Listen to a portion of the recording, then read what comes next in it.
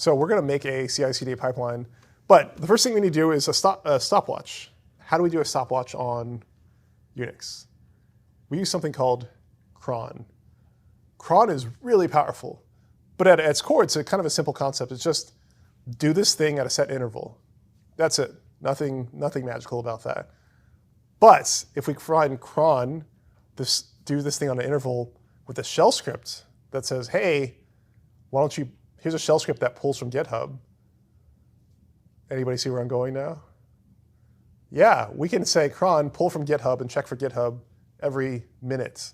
So it's always going to be pulling into production. So we're making a CI/CD pipeline without the tests. I want to be clear, we didn't write any tests for this. You should not do this. This is a hack, but it's a good example of how CI/CD works.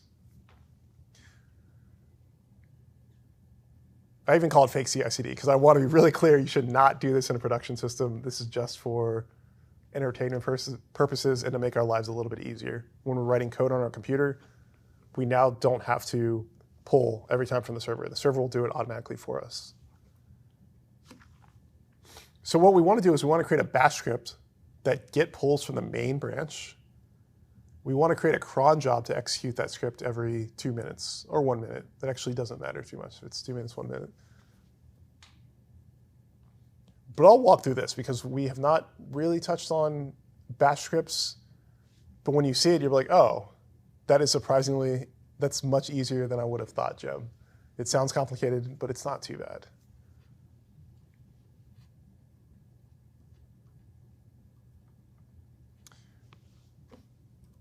So the first thing we do is I have an example of a shell script here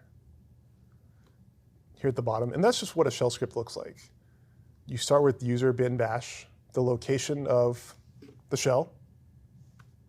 And you can read variables. You can say now is the date. You can have input using the read-p. We'll provide input.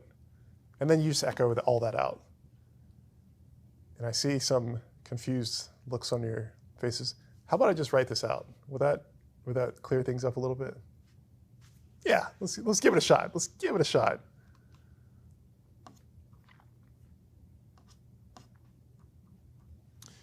So I want to make a new shell script. So I'm going to say vi, and I'm going to call it test.sh. The sh just means it's a shell script. Oh, wait, I don't know where my bash is. So before I do that, every shell script has to start with the user bin bash, the location of that. But I can just say which bash. And it tells me the location of the bash. And it's user/bin/bash. That's usually where it is. You never know. So vi test.sh, insert. And we always start with the octothorpe hash, whatever you want to call it, bang. That means it's a script. We'll say user bin bash. And I won't do the whole now date time thing. Not super critical. It's just a way of setting dates. But I will say we'll do a read. This just means it's waiting for input from you, the user. We'll say, what is your name?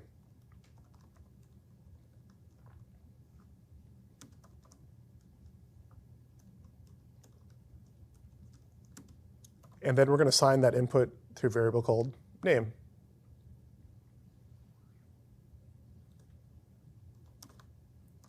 And then we're going to use our good old echo command. And we'll just say, I don't know, have a great day, comma, name. Then we're just going to right quit that. I'll give you a second if you want to play along. You don't have to do this part. This is just demonstrating shell scripting and kind of, it's pretty fun. It's pretty easy, but very useful. Really, really useful. You don't have to spin up an entire programming interpreter like JavaScript or Python or Java to execute commands on your machine. All right, so let's go ahead and try to run that. So we should just be able to execute it. Oh, did I not? That's not sh.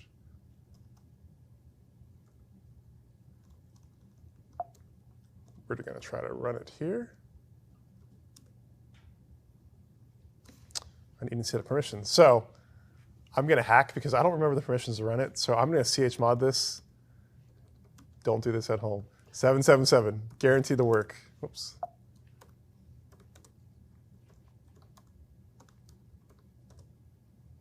Still not working.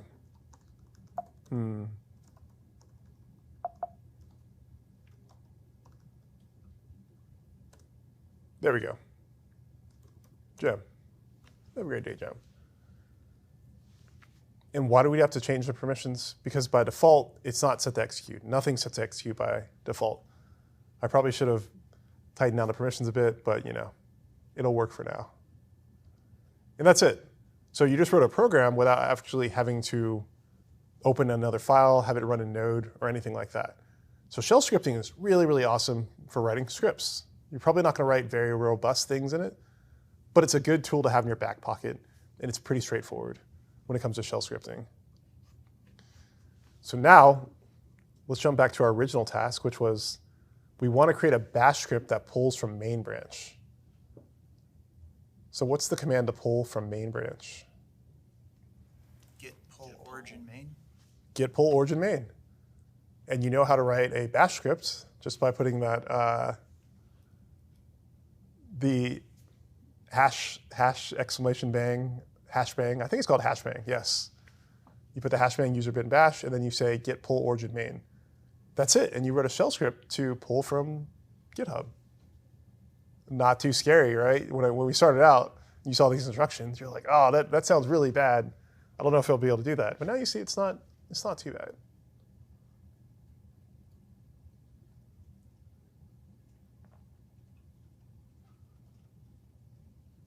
So I'm going to do that now before we move on to the cron job part. So I'm going to rm test.sh. I'm just going to call this one vi github.sh. And I'm going to use my hashbang. So user bin bash. And I'm just going to say git pull origin main.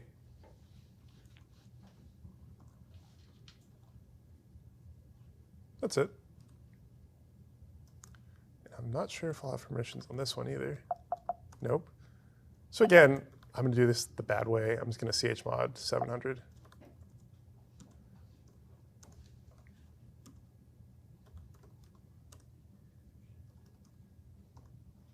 And let's test it out.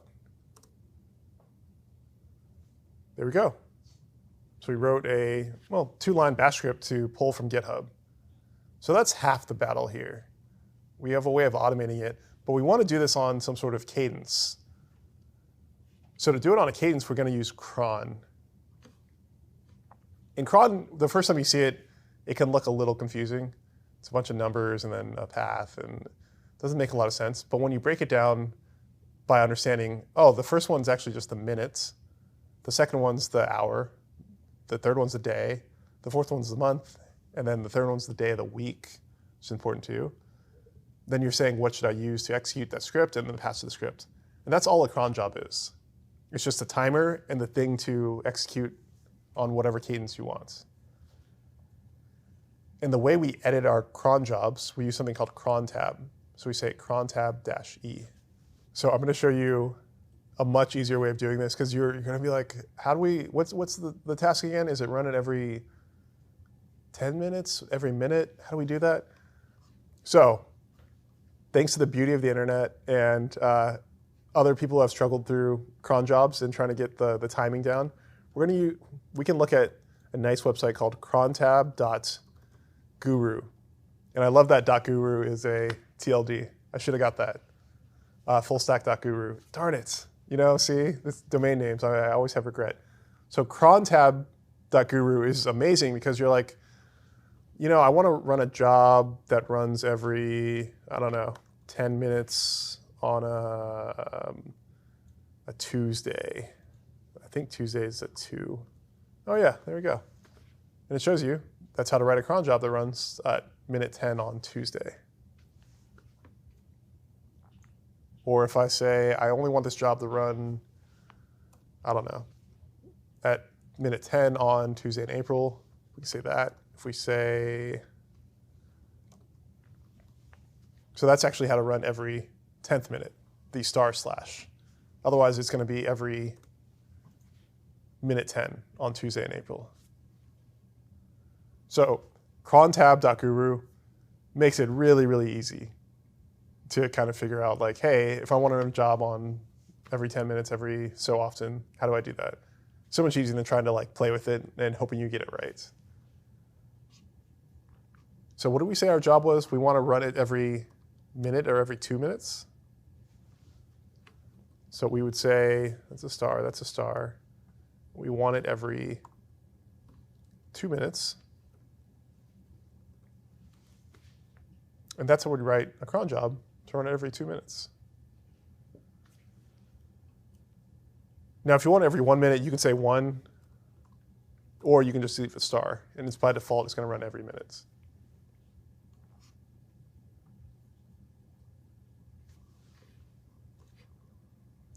So now, I feel like I wrote my script. I feel like I'm prepared to set up the cron job. Let's go ahead and do that. Clear. Let's run crontab.e to edit the cron jobs. And I'm going to use Vim. It's going to ask you the first time what you want to use. Let's stick with Vim. I'm going to jump to the bottom here. And I'm going to write a new line. So what was that command again? It was star. I'm just going to be explicit. 2, hour, month, day of the week. And then we're going to use bash to execute this script. So we're going to say sh. And then we'll give it the path to execute on. So that was /var /www /app github.sh.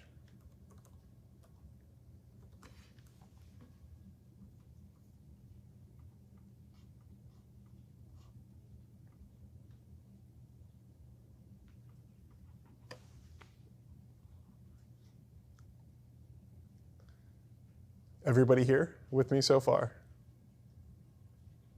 Yeah. Not too bad. When we started out, it sounds much more complicated than it is. But again, a stopwatch and a few lines of code, we can create a fake pipeline.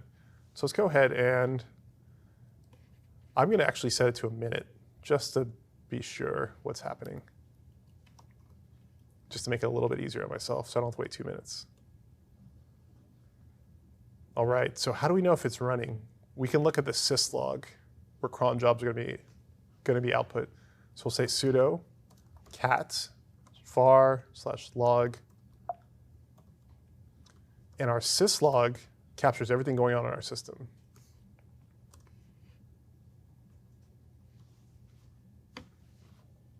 And we see here, it's just saying like, hey, Gem edited the cron tab, just letting you know.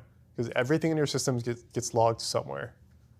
And generally, syslog captures most of what you're doing. But we want to wait. We want to make sure it's running. So I'm going to check it again. It still doesn't run because it's been a minute. So I'm going to use this command instead. And we'll talk about how to read logs in a second. But I'm going to use the tail command. And I'm going to say it to follow. And that's /var log syslog. Now we wait. So we see here it's running, but it doesn't look like it's outputting anything. Why is that? Well, we didn't tell it where to output the logs, so it's not actually doing anything right now. So I'm in my /var app folder. And I want to take a look at that GitHub script because I forgot one thing. And I did this last time I do this every single time, and it's so easy to forget. I forgot to add this line. So we had the git pull origin main, but we forgot to tell it where to go because we made the assumption that the script is being run from this directory. But crontab does not run from this directory. Crontab runs from, I think, root. So we have to tell exactly where to look. So first up is add in the cd/var/www, which is just the location of our current script. The other line I'd add, and this is not necessary, but it'll make your life a little bit easier. We're just going to say fast forward only. That way, automatically, it'll pull in the changes that are different, but it's not going to collide with your existing changes. You won't have to do a get rebase or something like that.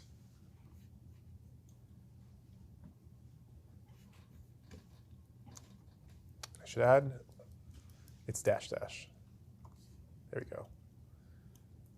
So we got to make sure with any script we're running that's dependent on being in a certain place in a location, we have to specify that for cron tab. And there's one other change I want to show you because, again, I went on about redirection and logging, and I said, well, we need to log these things, but it's still not working. Let's go ahead and edit our cron tab one more time. So that's cron tab-E.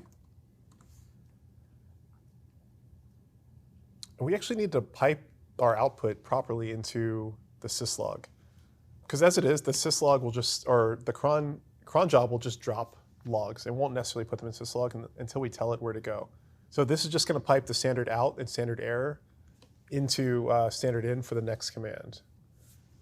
And this is just shorthand. There's different ways of doing it, but it's 2, right arrow, ampersand 1.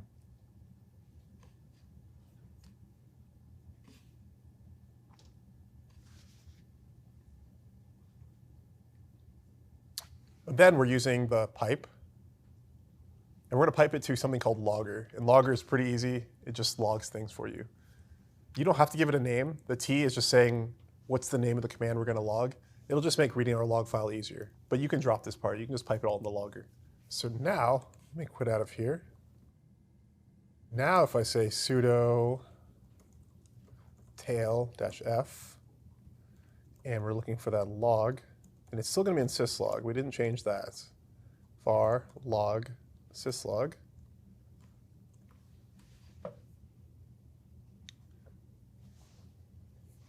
And now we see the logging is working correctly because we piped it to logger, and then we gave it a name. We just called it github.sh. We could have named it anything. We could have dropped the name. It just makes it easier to parse the log file. And now we see it's pulling regularly from GitHub. Because we didn't make any changes, it's already up to date. So again, a few extra commands makes it all work together. I got a little excited about the other things. I forgot to actually wrap it all up. But now if you make a change on your GitHub page or on your repo and you push it up, it will pull down automatically to your machine. That's pretty nice. So we don't have to do much more coding, or we'll say JavaScript programming on the computer anymore, or on your server anymore. We can do it on VS Code or whatever you like. All right.